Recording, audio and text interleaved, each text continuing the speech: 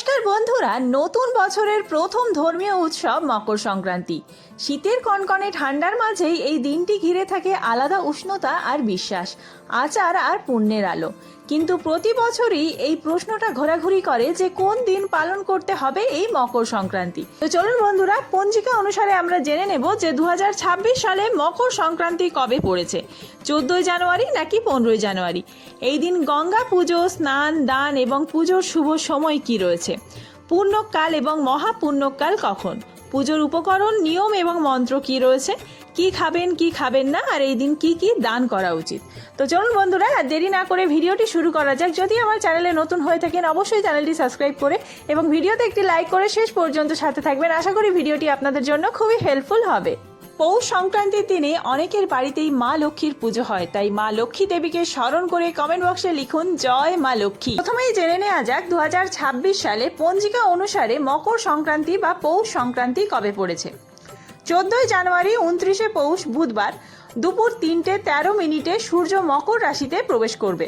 অর্থাৎ সূর্যোদয়ের পর এই রাশি পরিবর্তন ঘটছে বলেই 14 জানুয়ারিতেই মকর সংক্রান্তি পালিত হবে, 15 জানুয়ারি নয়। তাই জ্যোতিষশাস্ত্র মতে এই দিনেই আপনারা প্রত্যেকে পৌষ সংক্রান্তি বা মকর সংক্রান্তি পালন করবেন 14 জানুয়ারি 29 পৌষ বুধবার। এবার অনেক বন্ধুরাই প্রশ্ন করেছেন যে 14 জানুয়ারি বুধবার দিন পৌষ মাসের শেষ একাদশী তিথি পড়েছে, তাহলে এই একাদশী তিথির মধ্যে পিঠে পুলি কি খাওয়া যাবে? অবশ্যই খাওয়া যাবে। আপনারা প্রথমেই একাদশী তিথিতে ভোগ হিসেবে ভগবানকে পিঠে পুলি এবং পায়েস অর্পণ করবেন এবং পরের দিন পারণ করার পর মানে ব্রত ভঙ্গের পরে আপনারা সেই পিঠে পায়েস গ্রহণ করতে পারেন। মকর সংক্রান্তির ধর্মীয় গুরুত্ব অপরিসীম। সূর্যের উত্তরায়ণকে বলা হয় দেবতাদের দিন। এই সময় দেবতারা জাগ্রত থাকেন বলে বিশ্বাস।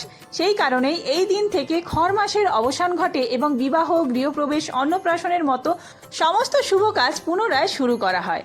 মকর সংক্রান্তির দিন পুণ্যকাল থাকছে দুপুর 2:49 থেকে শুরু করে বিকেল 5:45 পর্যন্ত। মহাপুণ্যকাল থাকছে দুপুর 2:49 থেকে শুরু করে বেলা 3:42 পর্যন্ত। এই পুণ্যকাল বা মহাপুণ্যকালের মধ্যে আপনারা গঙ্গা স্নান, পুজো পাঠ ইত্যাদি করতে পারেন।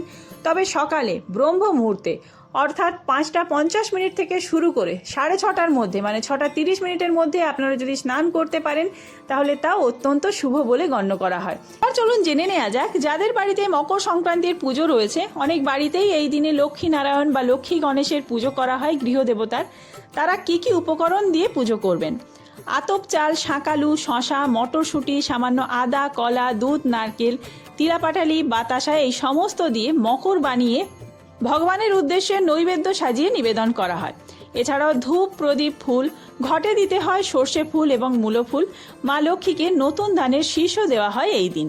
সকাল সকাল ব্রহ্ম মুহূর্তে ঘুম থেকে উঠে আপনারা ঘরবাড়ি সমস্ত কিছু পরিষ্কার করে নিয়ে স্নানের জলে গঙ্গা জল মিশিয়ে স্নান করে তারপরে আপনারা পুজো পাঠ শুরু করবেন।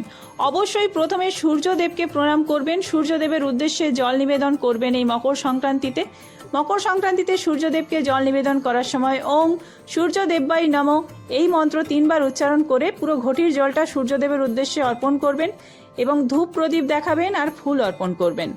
এই দিন আপনারা অবশ্যই সূর্যদেবকে জল নিবেদন করে তারপরেই পুজোয় বসবেন এবং পুজোর সমস্ত নৈবেদ্য ভগবানের সামনে সাজিয়ে রাখবেন আর একটি মালা অর্পণ করবেন লক্ষ্মী নারায়ণ বা লক্ষ্মী গণেশের উদ্দেশ্যে। মা লক্ষ্মীর জন্য একটি পদ্ম ফুল আনতে পারেন আর এরপরে ধূপ দ্বীপ সহযোগে আরতি করবেন, মনস্কামনা জানাবেন। মা লক্ষ্মীকে বেলপাতা আর ফুল অর্পণ করবেন আর নারায়ণকে অর্পণ করবেন চন্দন সহযোগে তুলসী পাতা আর ফুল। সেক্ষেত্রে আপনারা হলুদ গাঁদা ফুল অর্পণ করতে পারেন নারায়ণকে। ওম নারায়ণায় নমঃ এই মন্ত্র উচ্চারণ করে তুলসী পাতা এবং গাঁদা ফুল অর্পণ করবেন, হলুদ গাঁদা। এই দিনে ভোরে গঙ্গা বা পবিত্র নদীতে স্নান করলে বিশেষ পুণ্যফল লাভ করা যায়, যা শাস্ত্রে উল্লেখ রয়েছে। বহু সাধু সন্ন্যাসীরা সারা বছর অপেক্ষা করেন এই দিনটির জন্য। বিশ্বাস করা হয় মকর সংক্রান্তির দিনে করা দান এবং সৎকর্মের ফল দ্বিগুণ হয়ে ফিরে আসে। তিল, গুড়, চাল এবং বস্ত্র দানের বিশেষ মাহাত্ম্য রয়েছে এই দিন। এবার চলুন জেনে নেওয়া যাক যারা পুজো করবেন তারা কি খাবেন কি খাবেন না। আগের দিন অবশ্যই নিরামিষ আহার গ্রহণ করবেন এবং সংক্রান্তি যেহেতু অত্যন্ত ভালো একটি তিথি, তার সাথে একাদশী পড়েছে, এই দিনেও আপনারা নিরামিষ আহার গ্রহণ করবেন। তবে যারা একাদশী ব্রত পালন করছেন না তারা পিঠে পুলি খেতে পারবেন এবং ভাতও খেতে পারেন।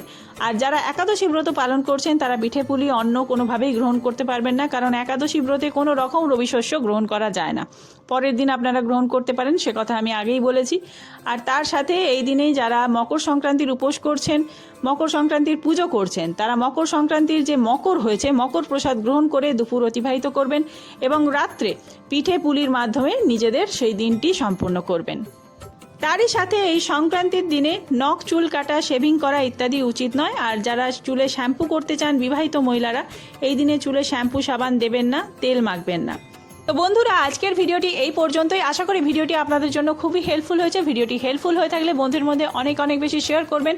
খুব তাড়াতাড়ি সরস্বতী পুজোর ভিডিও নিয়ে আসছি, অলরেডি আমার ভিডিওটি আপলোড করা রয়েছে, চাইলে সেটি গিয়ে দেখতে পারেন। দেখা হচ্ছে খুব তাড়াতাড়ি অন্য কোনো নতুন ভিডিওতে। সবাই সুস্থ থাকবেন, ভালো থাকবেন, ধন্যবাদ।